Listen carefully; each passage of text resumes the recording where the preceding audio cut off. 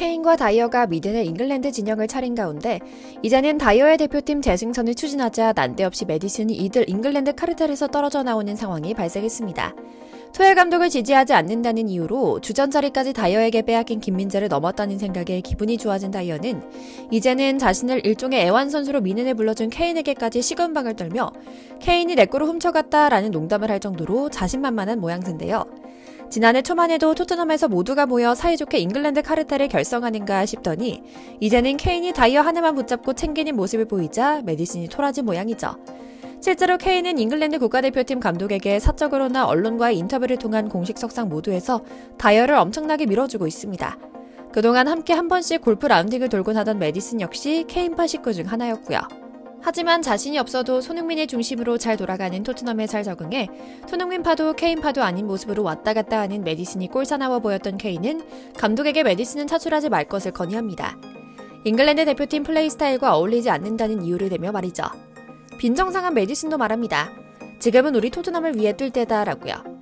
오늘은 토트넘에서 후보 선수로도 들지 못할 정도로 밀려났던 다이어가 케인의 등에 업고 까불며 잉글랜드 대표팀에 승선하겠다는 뜻을 노골적으로 밝히며 벌어지는 잉글랜드 카르텔 내부 정치 싸움 이야기와 함께 매디슨이 완전히 이 둘과 반목하기 시작하며 손흥민에 충성하겠다는 뜻을 밝힌 이야기 이모저모를 전해드리려고 합니다.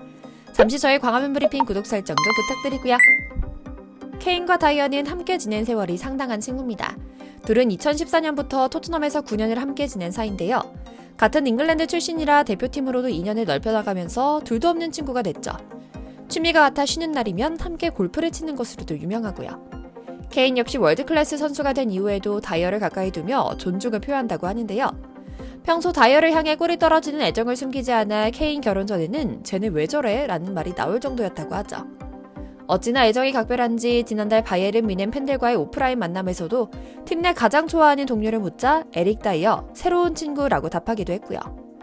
그런데 이제 케인은 한술 더 떠서 잉글랜드 대표팀에도 입김을 불어넣기 시작했습니다. 케인은 가레스 사우스게이트 잉글랜드 대표팀 감독도 최고 수준에서 플레이하는 또 다른 영국인을 보는 게 아주 기쁠 것이다.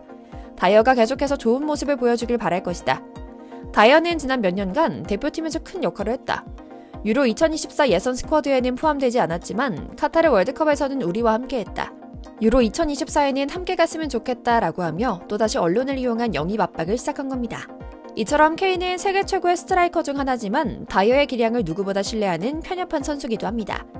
토트넘 소속이던 지난해 한 유튜브 채널에 출연해 프리미어리그 최고 센터백을 묻는 질문에 내 동료인 다이어를 택하겠다라고 말해 돈독한 친문을 과시하기도 해서 이 둘의 사이는 감히 누가 껴들지 못하겠다는 생각이 들 정도였죠. 그러다 지난해 여름 케인이 우승 경험을 목표로 토트넘을 먼저 떠납니다. 독일 분데스리가 최강팀인 바이에른 뮌헨과 손잡고 다소 낯선 해외 생활을 하고 있는 겁니다. 그리고 놀랍게도 다이어도 올해 초 바이에른 뮌헨에 합류합니다. 최근에는 무려 정규직 신분이 되어 완전 이적에 연장 계약을 체결하기도 했죠. 이 과정에서도 케인의 영향력이 상당했다고 하는데요. 영국 언론 풋볼 인사이더는 바이에른 뮌헨이 다이어와 계약에 구두 합의를 했을 때 케인이 다이어가 합류하도록 강하게 추진했다. 케인은 다이어와 바이에른 뮌헨 생활에 관련해 폭넓게 이야기를 나눴으며 토엘 감독과 구단 수뇌부에 다이어를 적극 추천했다라고 말하기도 했죠.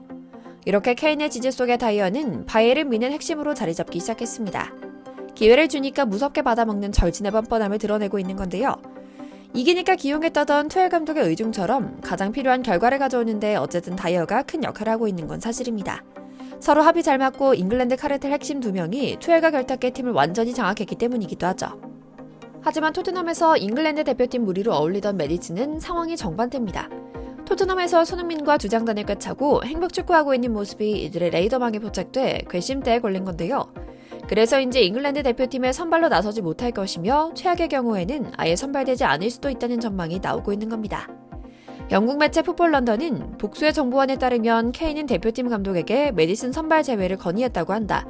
표면상의 이유는 부상과 기량 부족이라고 하지만 모두는 케인이 토트넘 선수들과 함께 대표팀에서 만나는 것을 꺼리기 때문이라는 것을 안다라는 내용을 보도했는데요. 안타까운 일이긴 합니다. 매디슨은 인상적인 활약을 펼치고 있으며 잉글랜드 대표팀에 큰 영향을 미칠 수 있는 플레이를 해낼 수 있는 선수이긴 하지만 이상하리만큼 사우스게이트 잉글랜드 대표팀 감독의 부름을 받지 못해왔거든요. 그런데 이게 단순 찌라시 기사가 아닌 모양입니다. 지난 대표팀 감독이기도 했던 레드넵 역시 같은 전망을 내놓았거든요. 레드넵은 나는 매디슨이 사우스게이트 감독의 취향이 아니라고 본다. 잭 그릴리시도 대중의 요구에 의해 잉글랜드 대표팀에 발탁됐다. 사람들은 그가 들어가길 원했지만 사우스게이트 감독은 그를 기용하지 않았다. 나는 메디슨이 이번 여름 사우스게이트 감독의 잉글랜드 대표팀에 합류할 것 같지 않다라고 말했죠. 그리고 실제로 메디슨은 레스터시티 시절부터 잉글랜드 프리미어리그 정상급 공격형 미드필더로 성장했음에도 대표팀과는 인연이 없었습니다. 그는 유로 2020 때 사우스게이트의 선택을 받지 못했고요. 2022 카타르 월드컵 때는 발탁됐지만 한 경기도 나오지 못했죠. 그리고 이번에 그 이유가 밝혀진 겁니다. 케인의 입김이었죠. 그리고 메디슨 역시 이런 이유를 알아서인지 이제는 완전히 소니 편에 붙어 스스로의 축구에 집중하겠다는 뜻을 밝힙니다. 공개 석상에서 손흥민에 대한 애정과 칭찬을 쏟아내는 일은 일상이고요. 그라운드에서의 플레이 역시 소니 후선에서 공격 포인트를 만들어내는 본분에 더 힘쓰기 시작한 겁니다. 포스텍 감독 지도와 손흥민의 리드 아래 행복 축구하는 일이 생각보다 얼마나 힘들고 귀한 기회인지 이제 알아챈 것 같다는 생각이 드는데요. 영국 현지 매체 데일리 메일은 며칠 전 손흥민과 메디슨, 브로맨스를 드러내다라는 기사에서 메디슨의 수뇌부에 대한 특집 기사를 게재합니다. 메디슨은 기자에게 자신이 넘어야 할 산에 대해서도 정확하게 알고 있다며, 즉 자신의 현재 분수를 정확히 알고 있다는 쉽지 않은 고백도 합니다. 주장 겸 간판 스타이자 에이스이기도 한 손흥민과의 호흡을 완성 단계로 끌어올리는 게 남은 과제라고 말입니다. 그는 그냥 소니가 엄청나게 훌륭한 인물이라는 것만 알아달라. 이제 나는 미드필더로서 우리 팀 스트라이커와 파장을 맞춰야 성공할 수 있다는 것을 잘 알고 있다. 내가 공을 건넸을 때 공격수가 의도한 것과 다른 플레이를 하면 서로 잘 맞지 않는 것이라는 걸 잘 알고 있다. 피치 위에서 최고의 관계를 만들기 위해 힘쓸 것이고 소니와는 특히 서로에게 익숙해지기 위해 노력할 것이다.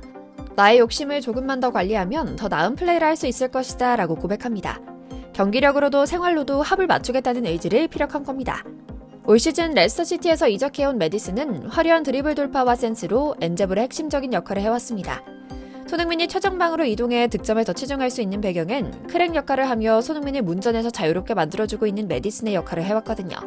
그래도 늘 찝찝한 마음이 들었습니다. 아무래도 메디슨이 중간중간 한 번씩 야성을 드러내며 길들여지지 않은 모습이 보였기 때문인데요. 지난 복귀 전 거친 몸싸움에 이어 시즌 중 홈경기에서 중계 카메라에 포착된 소니와의 언쟁 모습이 대표적인 사례입니다. 당시 전방 압박을 펼치던 메디슨이 상대 박스 왼쪽에서 상대 수비수로부터 공을 탈취했습니다. 그 공은 손흥민 쪽으로 굴러갔고요. 당연히 손흥민은 슈팅 자세를 잡았는데 문제는 메디슨 역시 골 욕심을 낸 겁니다. 그런데 결국 슈팅을 때린 건 메디슨이었습니다. 하지만 손흥민과 자리가 겹치며 멈칫하는 바람에 공은 수비 발을 맞고 튕겨나가고 말았죠. 추가골 기회가 무산된 메디슨은 두 손을 들어 손흥민을 바라보며 불만을 숨기지 않았고요. 물론 이에 손흥민은 지혜롭게도 별다른 대응을 하지 않았죠. 하지만 요즘은 이런 모습이 싹 사라져버립니다. 스스로의 상황을 정확히 이해했고 이제는 소니에 완전히 충성하겠다는 모양이죠. 그리고 소니 역시 이를 담담히 받아주는 것 같습니다. 이렇게 조금씩 팀워크를 만들어가며 진정한 팀 경기로서의 축구를 해낼 수 있는 멋진 선수가 되어가는 것이겠죠. 선수 개인으로는 안 된 일입니다. 대표팀에서도 왕놀이를 하는 케인의 입김에 대표팀 유니폼 한번 제대로 입지 못하고 있으니 말입니다. 이제라도 메디슨이 정신 차리고 손흥민 선수 말 잘 들으며 토트넘의 이번 시즌 마무리를 잘 이끌길, 케인과 다이어 등 악독한 무리들에게 단죄가 내려지길 기원하며 오늘 영상 마치겠습니다.